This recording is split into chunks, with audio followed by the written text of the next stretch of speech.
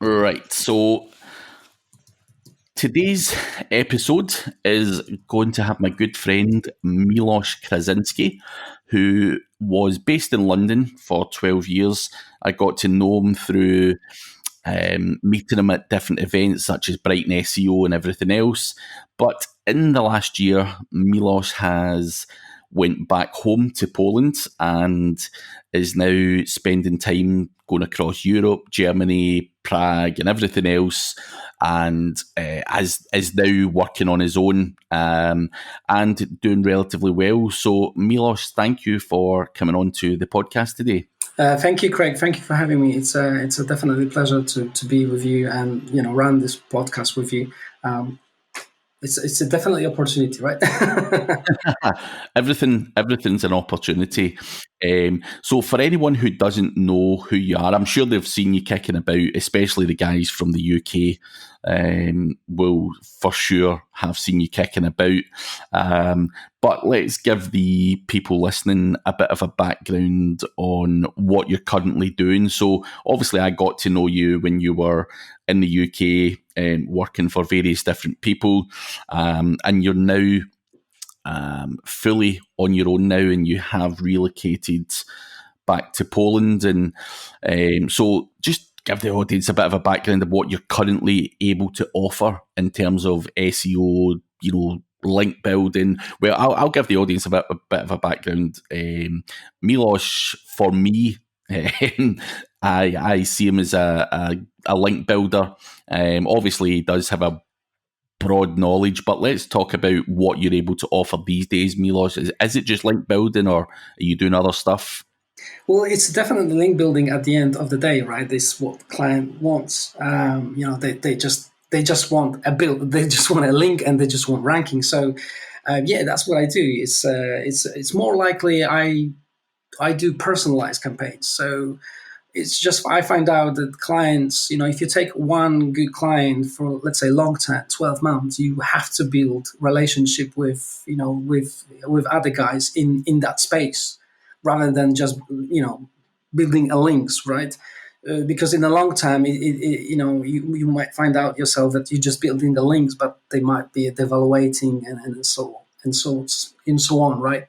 It's very difficult to get to be on those publications, like real specific publication. Let's say if you're on healthcare, right, and if you don't, let's say, some people they don't like just to get they don't like this approach where you're approaching bloggers and bloggers. It's easy to get a link from bloggers, but if you really want to get a nice links from publications, like really good publication, I'm not talking about news, but from influencers within given space, you have to build relationships with them. So that's what we kind of do at the moment. It's where we find out it's very beneficial. So we call them personalized link building campaigns, right? Because you have to kind of speak with the influencers, right? That way. So Yeah. does this make sense? It's a kind of different than just building links, right? Yeah, I mean, as I said to you recently, I think what you're doing is a really good job. Thank you. I've told you, like, if I want a cheap link, I can go to people per hour and I can get on, the standard websites that everyone's selling, and I can do that personally myself, and it doesn't take a lot of time, effort, skill, or anything else. I can get a link for $50 or whatever the going price is. So I wouldn't personally use a link builder for that, because that's garbage. Everyone's getting those links, and why the hell would I pay your fee for a link when I can get it myself for half the price? So that's the case for 90% of link builders. Where I think you're doing really well is you are bringing unique websites that are not spammed to death to the table. And as you say, that comes under the call it whatever you like, influencer. You're contacting people, and you've said that you're using your contacts that you're building up. I think what you do very well is you talk to people when you're at different events, you're chit-chatting to everyone and making relationships with people, and you're now making that work in a monetary sense now. I think that's a smart move. It's what I do. People often say to me, Craig, you go to all these events and you're chatting shit to everyone, and it's work, and you get to know these contacts, and obviously I can now see that you're making those contacts work for you in a professional sense. That's my personal opinion of you.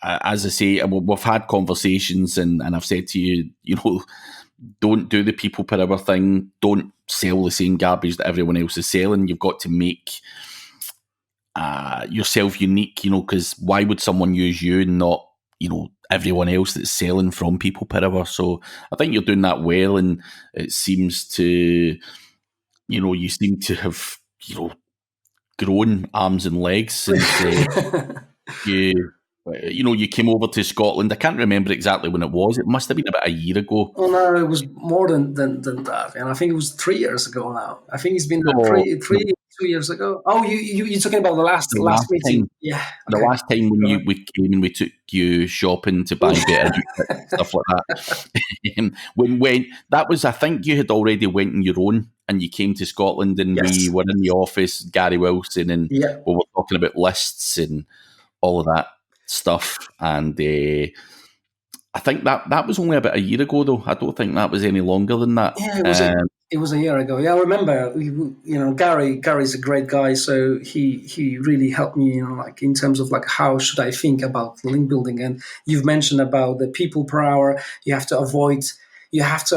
Or the typical lists. People will give you the lists, people will give you the links. So, it's great to have those. It's great to have them because you can compare what other people already have.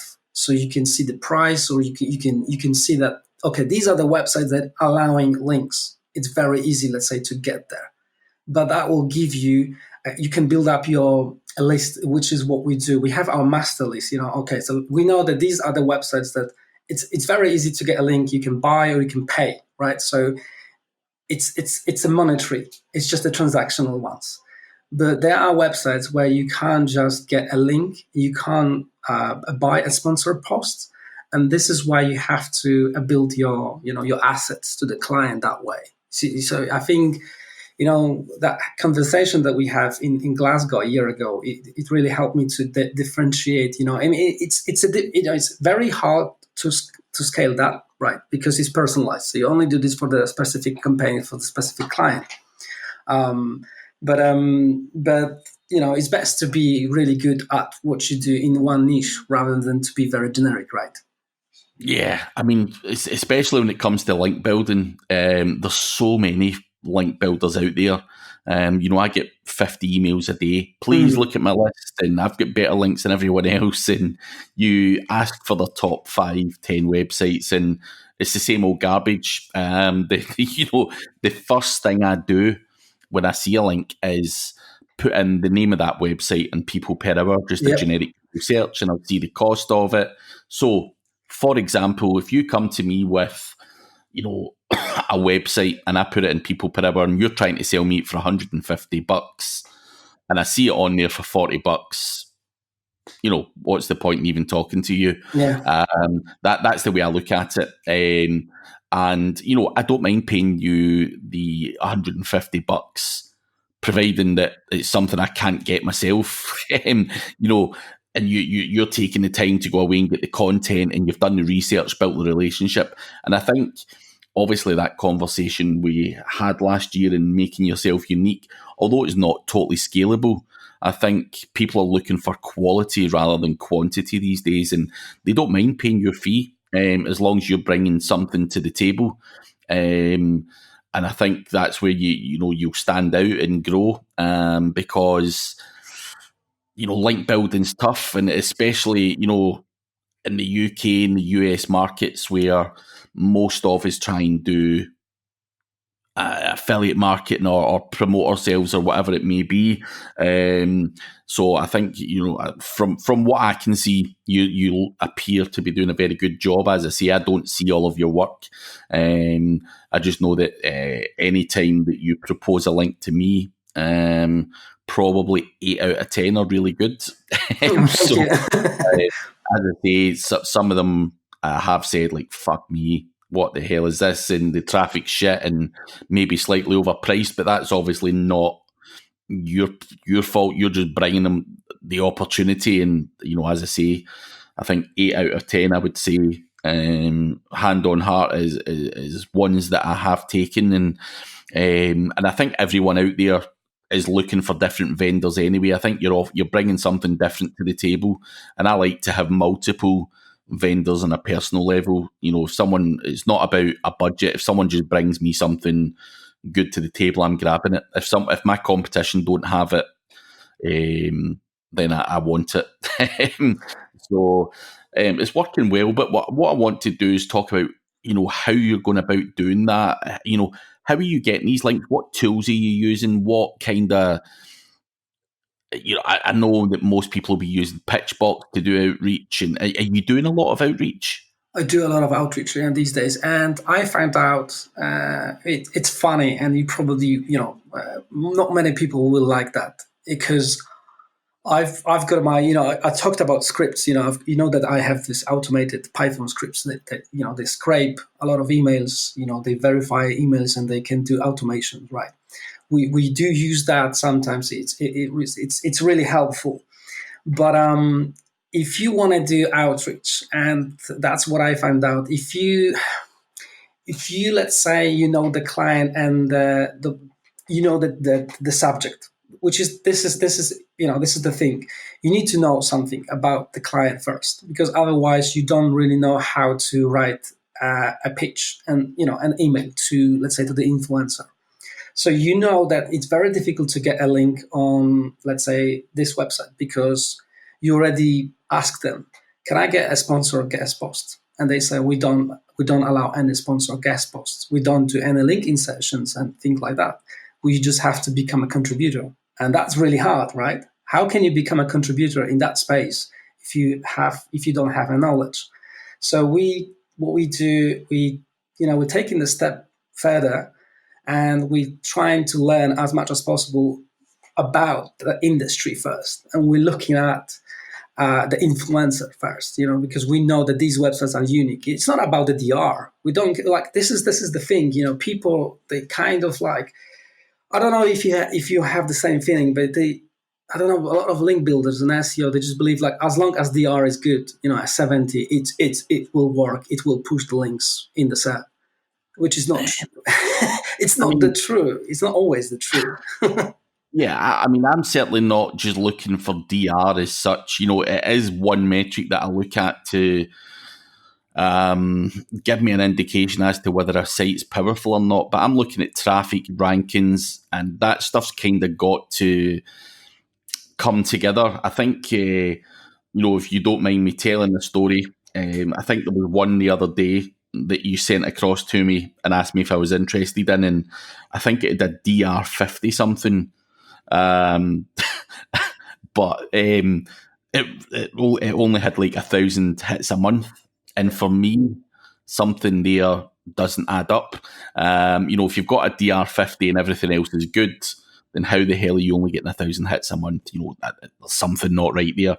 Either the website's been spammed to death, it's not optimized right, and things like that. And what I'm looking for over and above DR is real websites that have real traffic.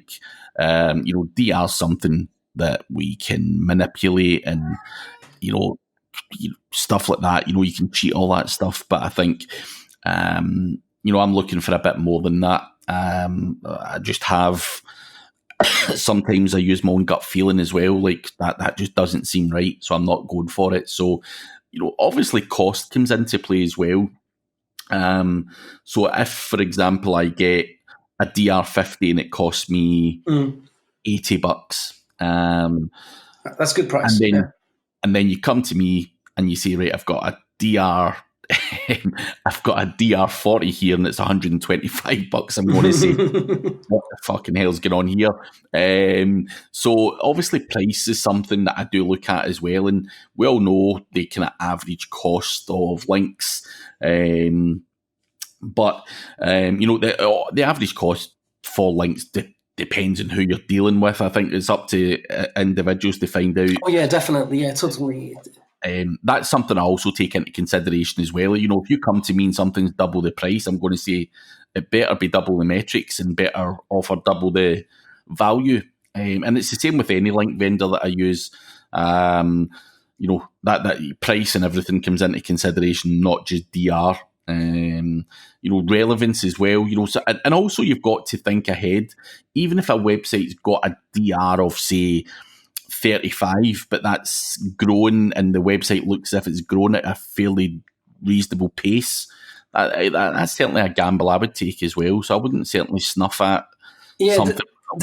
Definitely, which is why I wanted to, touch on this. It's not the DR and neither the traffic. I mean, you need to have them, but I've just realized something about the relevancy. When, let's say, you are a software development company and your client is looking to get only and only websites that are related to programming languages, that's absolutely difficult to get, right? You have to agree with me that if you are doing that kind of link building, can you imagine that you have to be very specific about programming languages and from what kind of websites you're linking to the client? Because the client is a software development company, so they understand that.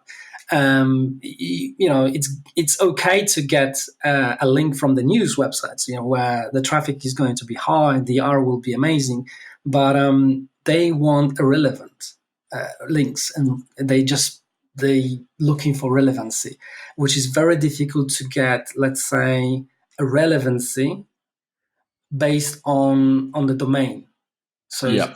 So the entire domain is talking about one topic, which is, I found out, this is very rare. These are the best websites. And these ones, let's say they talking about one subject specifically, and the entire domain is only about this.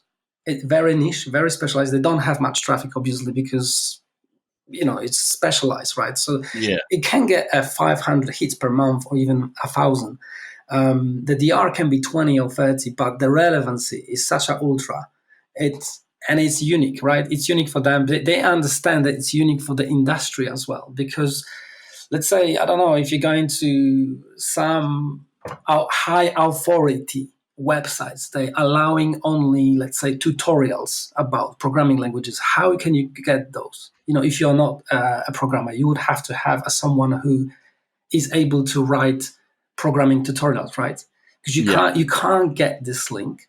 You can't buy. You cannot do a sponsored guest post unless you do. But I think it's not the same if you do the sponsored guest. And many of them, they just don't allow that. They're just looking for the contributors. And if you do this personalized campaigns, you're looking for these authority websites, and you have to get there. It's you're changing the game completely. So the DR then and the traffic, it doesn't matter. It's just the relevancy. I mean, we just found out yesterday.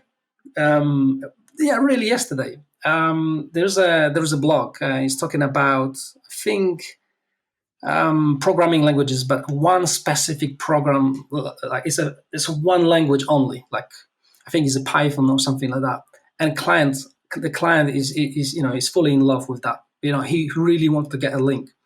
So it's very difficult, right? Because you have to pitch, and they will tell you some stories. They will tell you topics. You can write something about it, but you would have to have that guy in your, let's say, within your campaign that he will be able to write only specific content for these specific websites. So you have to work within either one or two or three, but they need to understand the client first, and the way how they present a content, right? So I think it's a very unique, and this is why we call them personalized campaigns, because you have to train your content writers first, and they need to have at least some sort of a background as well, right? And you're kind of limited in that sense, because if you're not the developer, how can you get those links, right? And especially if you do for software development companies. And we do one campaign at the moment, and the cost per click. So they trying to rank for custom software development. It's a keyword. That keyword costs in UK $106 according to SEMrush. That's a hell of a lot of money for one click. And we checked the backlink profile of the top 10 guys, and they do really have a very, very specific links. That we sometimes we're just scratching heads and we're thinking like, how the hell is that possible? So it works. It works, but it takes time. And the client is not about. He doesn't want to have many links, neither the traffic. And as I said yesterday, we found out the website that the traffic is really good. The DR is quite decent. The traffic was really good. The relevancy was absolutely amazing. But the DR, for some reasons, we don't know why. We just checked the backlinks and everything seemed to be okay. But they have DR08. It's fun, it's fun. I know it's that's absolutely no go. But the client said, "Yeah, I really want that link because it's such a absolutely relevant." But I said like a DR08. Come on, like. It wouldn't be one for me, but as I say, everyone's got different metrics. Some people are just looking, as you said, for super relevant domains and stuff like that. Whereas someone like me, as long as the kind of content's related, then that's enough for me to be relevant. So everyone's got different goals, and I don't think anyone's really get the right or the wrong answer. If your client's happy with it, they're happy. Very true. Yeah, I mean, it probably makes sense. We just don't know. He understands that better because probably the traffic is DR08, the DR is 08, but the traffic and the audience is probably these are the developers, these are the programmers. They're really into that. So when they see the link, when they see the article, it really is appealing to them. It appears like as a absolutely highly relevant to them, and they. It brings the traffic to the website as well. So I think it's good for branding purposes as well. Yeah. You see, so I think it's a beyond link building, just because you go in there, you get these links, you build the content, but it helps to improve the brand as well, the authority, and and build this perception. So it's beyond. I think it's beyond link building as well. So you have to, as I said, you have to have good content writers that really understand the subject as well. Because otherwise, without them, you can only do the outreach and ask, can we write something? But what can you write if you don't have, these guys right behind you? Yeah. So that's the thing. This is what we do. So we build the campaigns, we train everything, we look for the influencers and we know that we sooner or later we'll get there, right? And within 30 days, we already know who's the big player in the industry, right? Yeah. Now, obviously, you've got the hard part covered, finding the links, reaching out to them, using Pitchbox, whatever. Now, a simple question I've got for you: how the fuck do you keep the content writers in check? That's something I've always had a problem with, is finding good content writers who are reliable, quick, and stuff like that. Where are you finding these guys, and how the hell are you hanging on to them?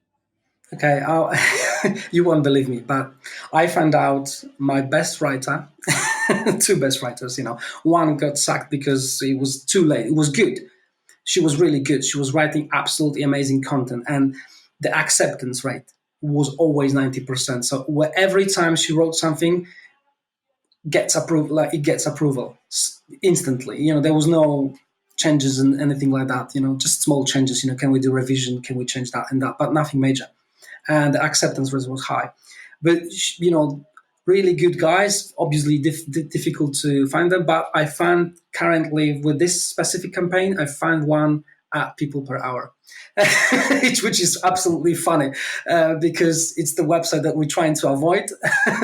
We only get there just to find out if the link already exists. But The guy that I have, is a really absolutely amazing. And you've asked me how do I check the content. I don't really check the content that much. We just find out that sometimes it's best to let go. Let them go. Let them write at what they do great. You see where I come from. So let's say if I always do like this. Hey, Nietzsche, let's say, because her name is Nietzsche. I say, can you do me Nietzsche? Nietzsche? Yeah, Nietzsche. Her name is Nietzsche. I said, can you do a pitch for me for this website?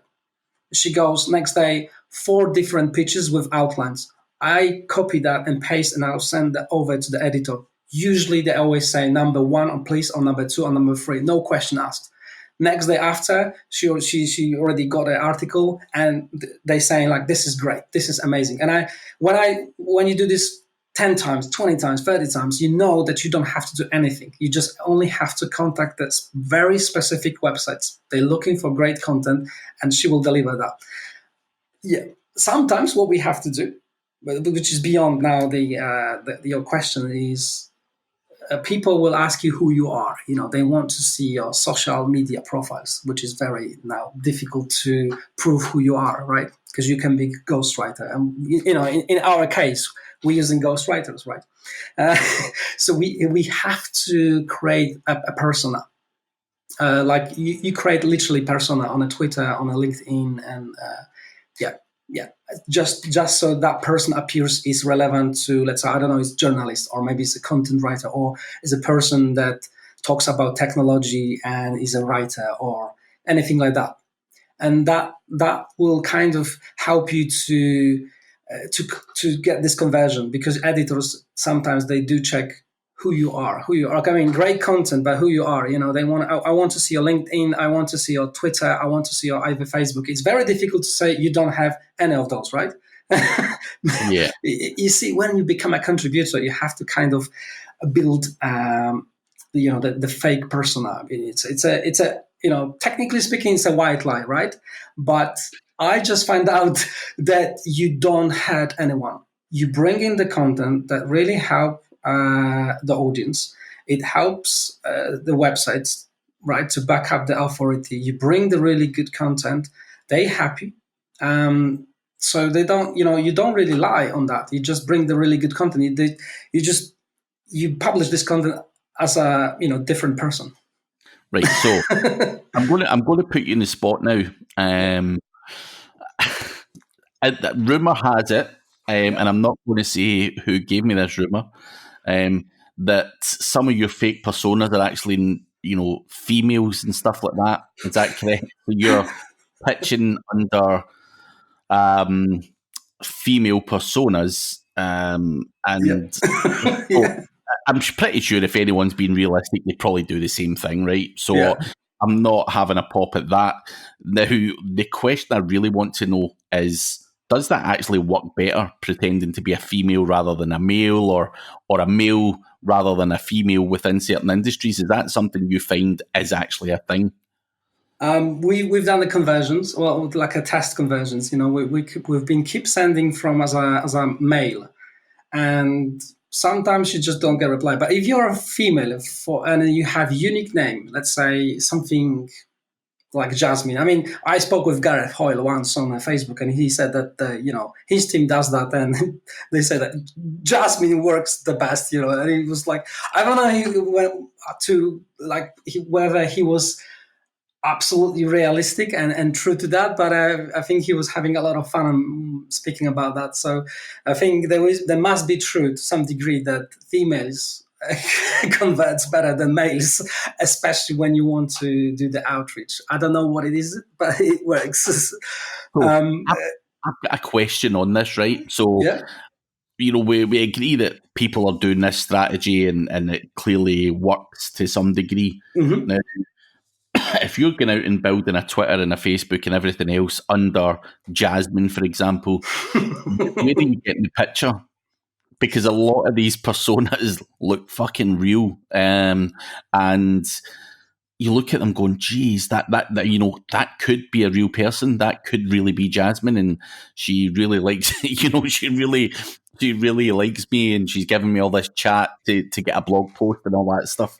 It's obviously, if you were to do that in the dating world, that would be called catfishing. Yeah. Realistically, it's Milos that's sending the fucking, the email. So, where are you getting these pictures from? Okay. Are you just stealing them from people's Facebooks because I've seen fake personas that are really bad, and it's like you can tell it's like got a Chinese guy morphed on to like morphed onto like an Indian guy's face or whatever. They just don't go together. And I don't know if you've ever seen those kind of fake face generators that you can just tell a mile away. You look at it and go, Jesus, that's not good. So, what are you doing to get those pictures? What I found out, I have to admit that I kind of fucked up once, and I took completely random person from very famous probably newspaper. We didn't know, we didn't check, we haven't done the checks. We just took it, and we put in a in a Gmail when you build a Gmail profile, a new profile, we put a picture over there, like I think the width is 300 pixels by 300. And, we find out this, we put over there, and it was working. And we've approached one person. That person says, "Yes, this is great. We've said that we are, I'm a student. I'm trying to get into writing, right? That was the story." And she said, "Yeah, great. Can you write this and that?" We've done that, and they've already published with the picture that the picture was taken from somewhere else. We don't know, from the internet. We just didn't change that. We just kind of agree that it's a good profile. It works with this picture, and someone found it. So, so what happened is that the content has been published by this person, by this fake person with this picture, and someone literally found it, and it was on the Facebook. And so the editor came back and say, "Look, you are a fake person, right?" They wrote email to us and say we have to take down this article because people saying that you're not, they just find out the actual URL to this picture. It was horrendous. It was it was really bad. It was really bad, and I was like, I was actually feeling so bad, and I literally had to apologize. And so the editor said, "I will never trust anyone else, like from these random people on the internet, because this is the thing, on the internet you can be anyone else." So what we find out is we'll still keep the white lie, right? The white lie means that you don't hurt anyone. I mean, in this case, we've hurt it, right? We did the damage to the editor. So that was really bad. So what we've done is we take the picture and we use the filters. And so you have this like a picture that is not clear. It's like an illustration sort of. So your face is, you look at Anton. Anton has got exactly the illustration on his Facebook profile. Have you seen it? You use that kind of stuff. And that works, yes. And we find out that we can get away. So people will never find out who you are. They don't have to see your face. Just say that I'm a technology journalist. I'm writing about software development companies or software development, I don't know, teams or anything like that. And in that way, that was a kind of like a key conversions. Editors were okay with that. We said that we were ghostwriters and we just trying now to build up our portfolio. That's what we say. And they say, yeah, okay, fine, okay, good. Please write, send me a pitch, an outline, and they okay with that, So technically it's a white lie, but you're not damaging the authority of the website by doing so, and you delivering the content. So we focus on the content, but the way that we find out, you have to build a fake persona sort of. But that's the way. It's with this picture. So you have to create this illustration a little bit. There's a automated softwares that you put a picture of yours and it will change it to something like funky, something colorful. So it's not a real picture then anymore. But that works. It brings, Trying to make that sound genuine. I think you've got to play tricks. Everyone does it, and I think anyone saying that they don't is lying through their teeth. Yeah. You've got to play tricks. I've done loads of tricks over the years. Using fake personas and stealing pictures and various other bits and bobs. I've never been caught, to be fair, but interesting to hear that you got caught. In that particular instance, though, when you did get caught, was that the one with Andy Drinkwater, or was that a different situation? No, that was the different situation. Oh boy, the Andy Drinkwater, that was hilarious. I mean, you remember that one. So, Shall we really say that? I think we should say because it's podcast. So well, basically, I'll tell you, I want to give a background into this story first. You said there, prior to the kind of fake pictures and everything else, that you've got to let go and just trust the content writer. Yeah. Now, that was going to be the question after that was, can you really just let go and trust the content writer given what happened with Andy Drinkwater's website,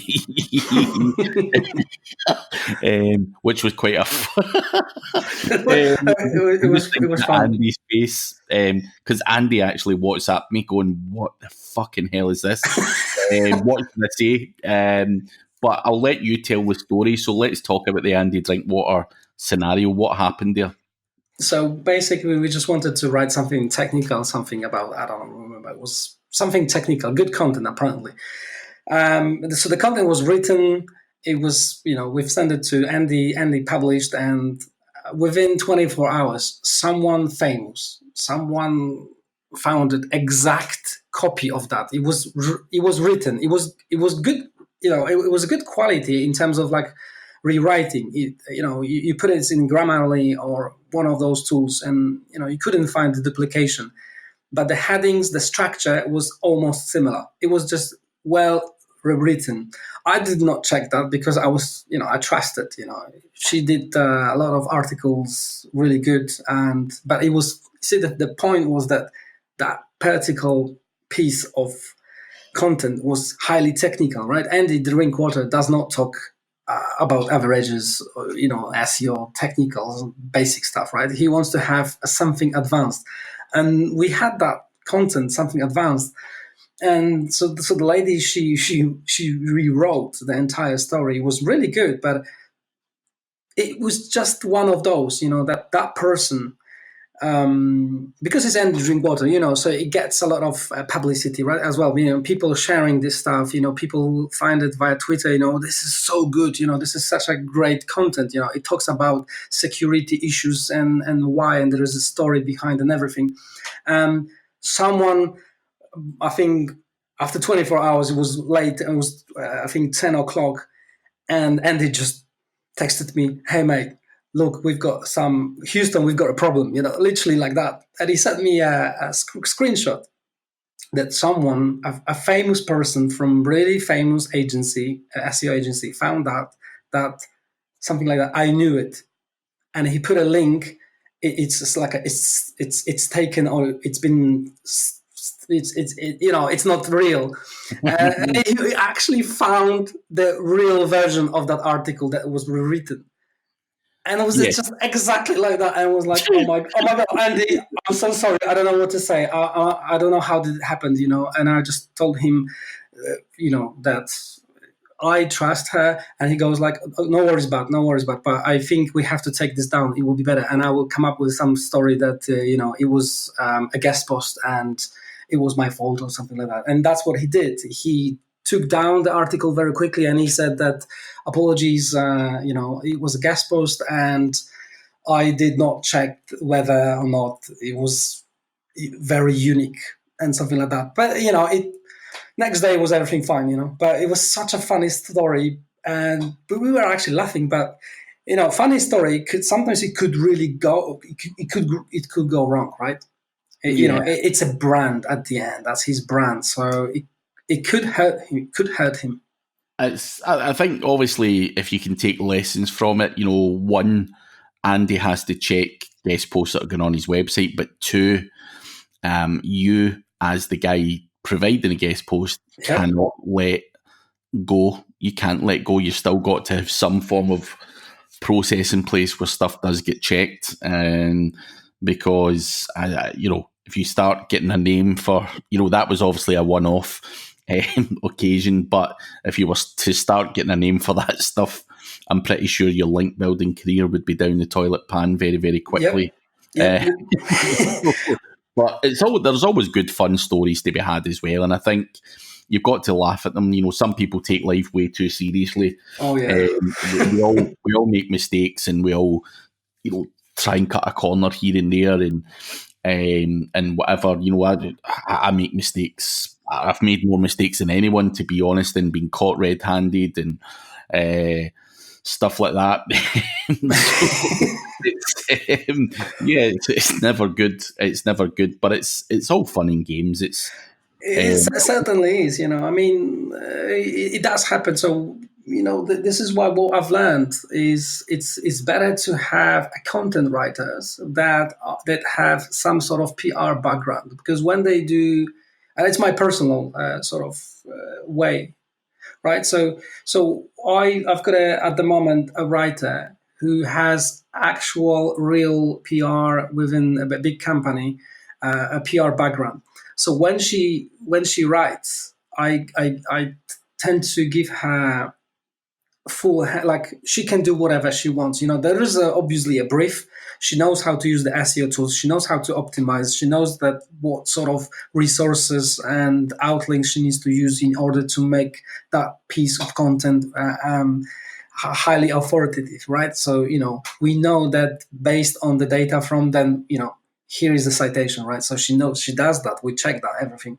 But also she's got this kind of way of writing headings, that very catchy. They're not just SEO orientated, right? And that helps a lot.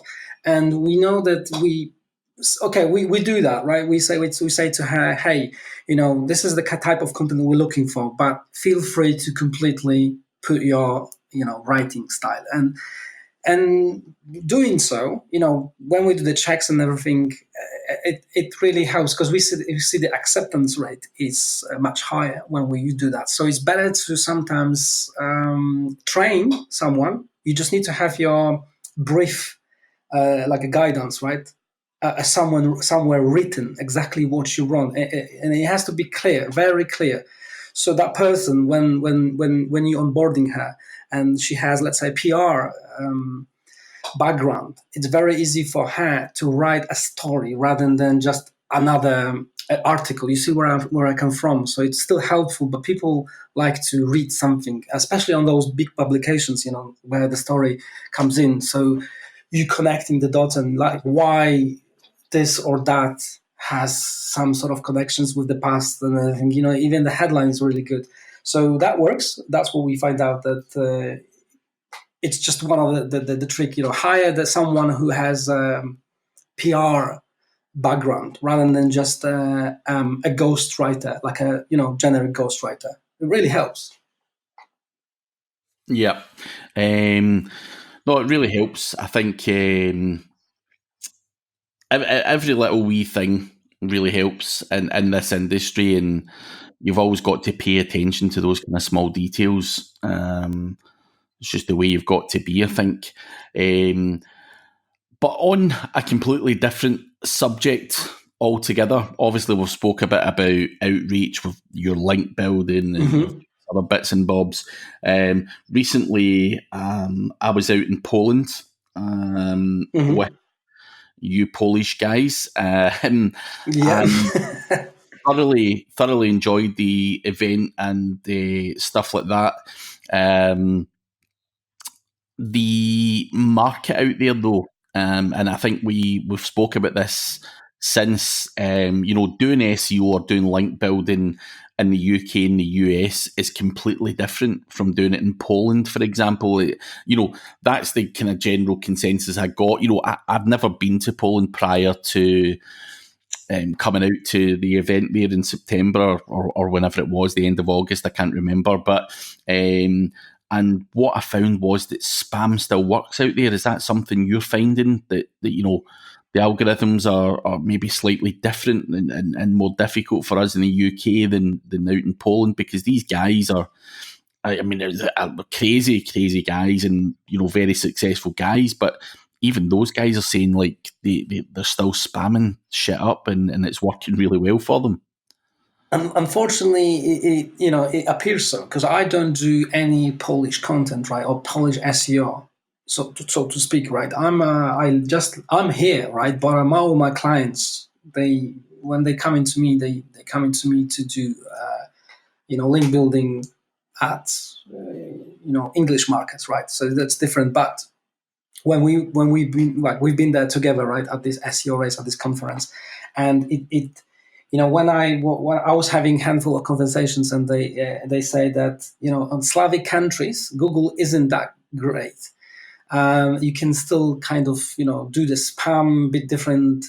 Machine learning or machines are not so well orientated in sense of looking at relevancy. They don't see the relevancy, they don't see duplication. I think that's what these guys, affiliate guys, they know they're successful, so it works for them. So that's what they said. That you can still do the domain, you can buy expired domains, and you can do redirections, and it works. It still works for them. So it has changed. Penguin, no, don't get me wrong, Penguin is still that, right? Penguin works for Poland, right?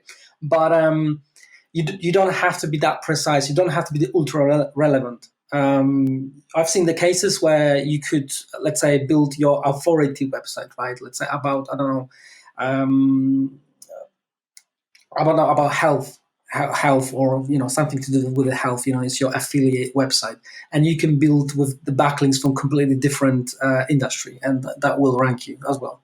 So it is what it is, And I know that there's one guy from Poland who does, I think, in Norwegian stuff. He ranks something financial in Norway, and all the links. So he is in the top one.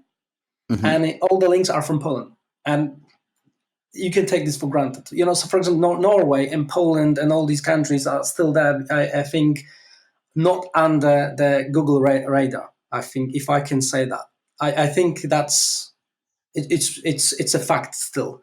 It will take a while. Google to learn, that relevancy in different languages. They're very good at English markets. They can see relevancy. They can recognize the spam. They're very good. They're still quite fast in terms of algorithms. I mean, you can see the algorithm every time there's an algorithm. You can see the SERP, right? The SERP is absolutely like flowing from up to down always, but in the different countries is completely different. I know the guy who did some really good stuff, literally copying the top 10 content.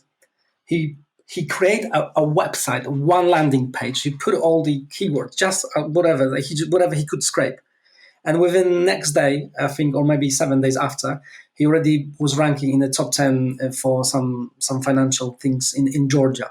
But have you ever seen Georgian language? It's like, I don't know, from different country, like from different world. Georgian language is different, and it looks so strange that you already, I mean, it's already you feel like what the hell is that? The language is so scary because by look. But he did that. He just literally copy and paste. That was a very good case study for him. That he just proved that you can literally scrape, copy, put a landing page, and you will still rank. Because of the semantic keywords. He did that. And with no links, literally, he was able to rank, and then he put some other links, and then it was working for him. I mean, I think he did already some deals in like it was credit cards in Georgia. It's funny. It's really funny that you can do that. Yeah, it's interesting. As I say, I've not been out to Poland before and don't have much experience in that side of things. And just found it mind-blowing that the rules were so different. And as I say, some of the guys out there are doing super successful stuff using these tactics. So I found it very interesting. And as I say, loved Poland as well. It was a great great conference, and great people and all of that kind of stuff.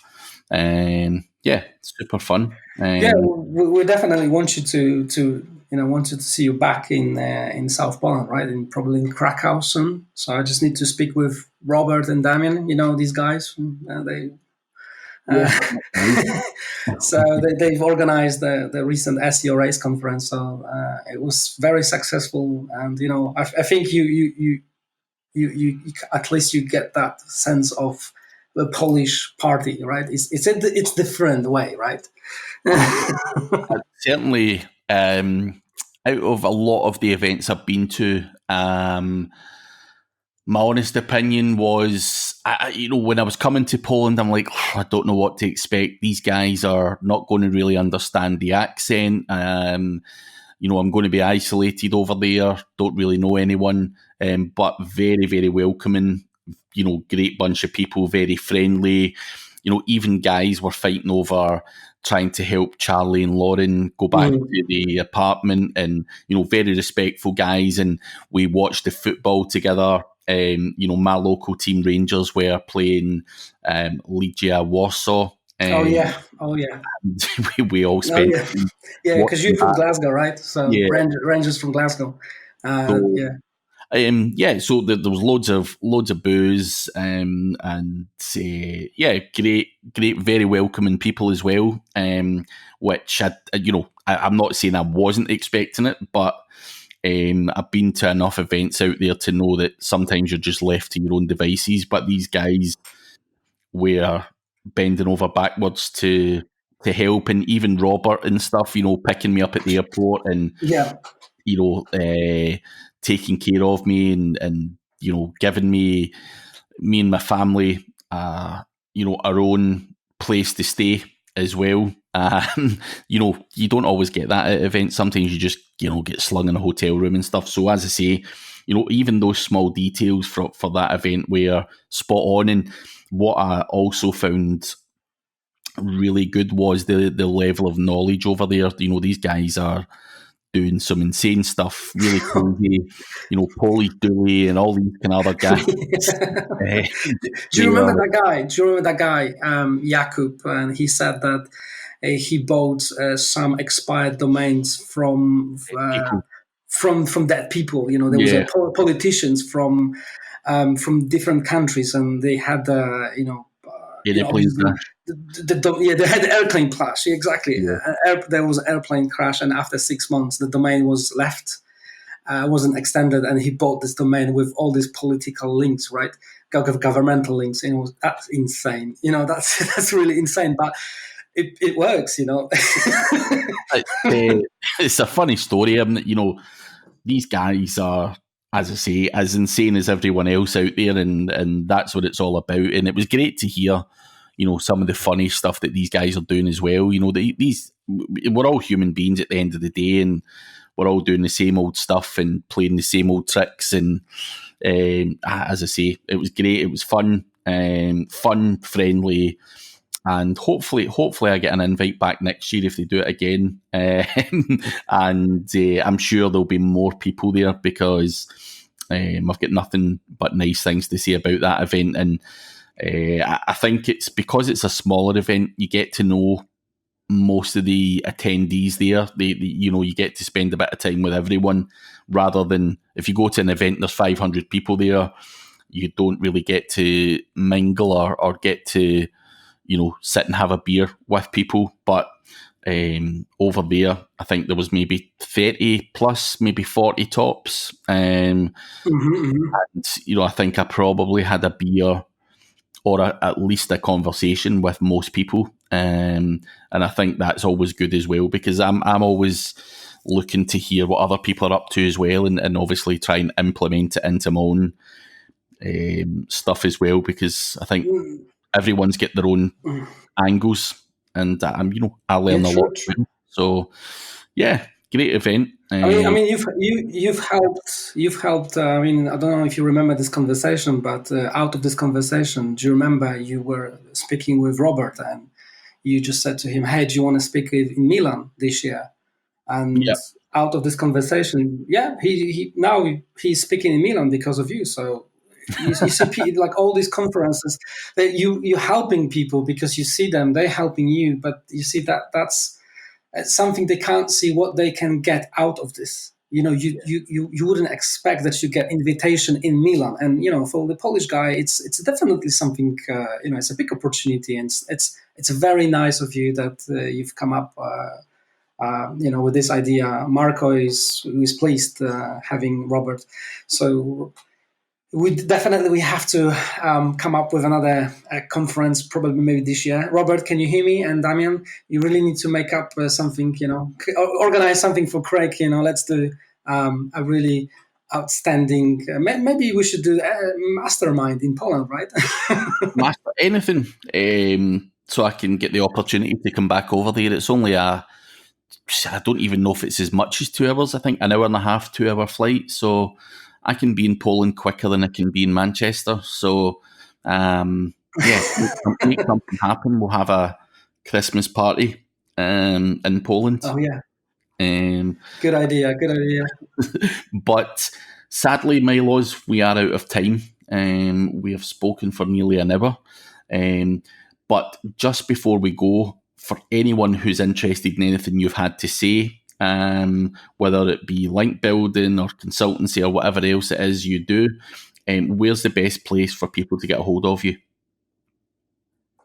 Just probably type in miloskrasinski.com, you will find me, or probably the best way would be if they will come to you because they know you, and if they'll ask about me, you can always do the introduction. And I think because my surname is quite difficult, right, to remember, so if they type in Milos and they will trying to find me, using my surname, they probably it would be very difficult. But I do have website. Suddenly, I do have website, so you can find me, right? It's miloskrasinski.com. But as I said, it's not English surname, so you probably might have difficulties to write this. So if by any chance you want to really talk to me, speak over the Craig through the Craig channel, Facebook. Probably will be the easiest way to do so. Yeah, you get me on Facebook, but for anyone who can't be bothered talking to me, his name is Milos Krasinski. Should be fairly easy.